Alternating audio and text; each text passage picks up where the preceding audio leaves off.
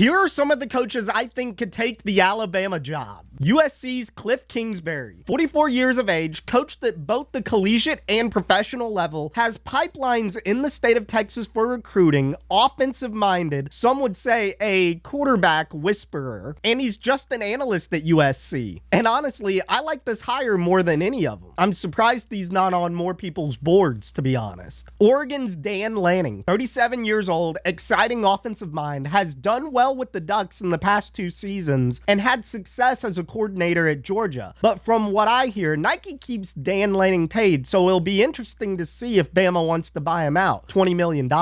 Ole Miss's Lane Kiffin, 48 years old, has ties to Nick Saban in Alabama as well as the SEC. I just don't think Ole Miss loading up in the portal and the school extending his contract recently plays a big favor into him getting the job, but I could be wrong. Seems like he's built a soon-to-be type Alabama down in Oxford anyways. Has outwardly supported the Tide, though, when not facing Ole Miss. Washington's Kalen DeBoer. Coming fresh off of a title appearance, DeBoer could easily make the jump from Seattle down to Tuscaloosa, where he would not only have a very established program and facilities, but the NIL backing of a championship program. $12 million buyout. Texas's Steve Sarkisian. Unfortunately, I have to put Coach Sark on the list. So I really think he has bought into Austin and the culture that he has created within the locker room and program. Another former Saban assistant, offensive guru. I just don't think you leave Texas for Alabama. And that's not an insult to Alabama. $15 million buyout. Clemson's Dabo Swinney, Bama alum, Southern recruiting pipeline, national title winner, knows how to build cultures within programs. His buyout is a confusing situation where Bama would have to pay more than other schools, but I don't think it is as high as some people think. Pete Thamel reporting only around $7.5 million as of now. And he's been linked to this job for years. And finally, Florida State's Mike Norvell. Honestly, the world really isn't sure of the future for the Seminoles or the ACC conference as a whole, and it seems like they're falling behind the Big Ten and the SEC at a very fast rate. I know the playoffs is expanding, but after seeing how the playoffs did the Seminoles this past season, now would be a very good time for him to make the jump. $4 million buyout.